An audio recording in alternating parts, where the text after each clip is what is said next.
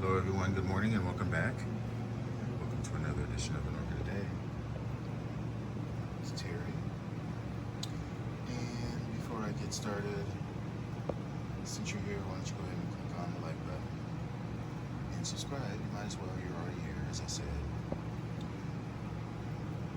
Today, just wanted to briefly point out my new orchids, what I did with them. This is my Ciclia Vespa. It's just got a mixture of bark and a little sphagnum. It's in a little plastic pot that is inside of clay, and it is got it hanging up under the cloth that I am about to take down. This morning we did happen to get some hail. Started out as freezing rain, but ended up being hail since the temperatures are still above freezing.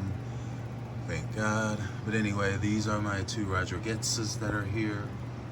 They're just hanging out here right now. I'm gonna remove the shade cloth and then I'll spread them out more. You can see the spike that's right there. And the last one is inside. It's my Galliandra. Today I wanted to point this out, which I had failed to even mention when I got it a couple months ago. Got this at the same time that I got this Stanhopeia, which is Tigrina. It happened upon as one of my voluntary responsibilities with the Illinois Arc Society. I was trying to contact Jerry Fisher to speak at our meeting for 2020 or 2021, and in doing so I got to talking about plants, and Stanhopeia came up, and they said basically that they were offering on eBay as well as on their website sort of a special deal if you could purchase two at the same time, and I did. And this is one that I had tucked away in deep shade. These both like deep shade, contrary to how I used to grow Stanhopeias. I used to grow them up in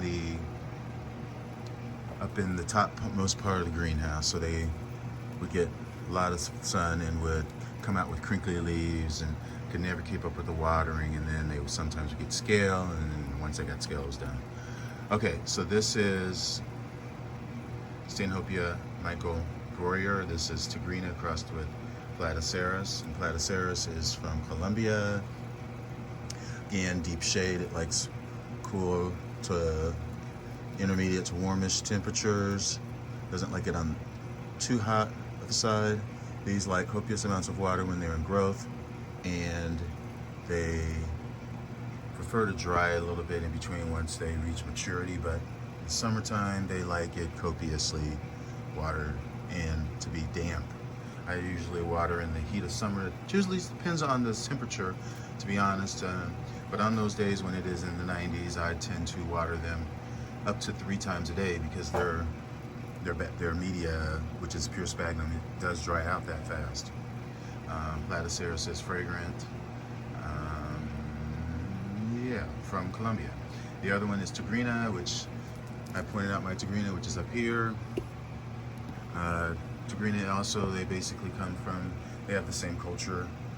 They are summer to fall bloomers, intermediate to warm temperatures, and they like it in deep shade. Tigrina, that is. Tigrina is fragrance is described as cinnamon. So this should be interesting. And I do like the way that the roots have started to grow up. They were growing along. You can see how these are, the green root tips are growing along the sides of the pot. But at some point, they do start to grow up. Interesting. But those are, yeah, these are still, yeah, these are the roots. Okay. But yeah, it is still in type bud,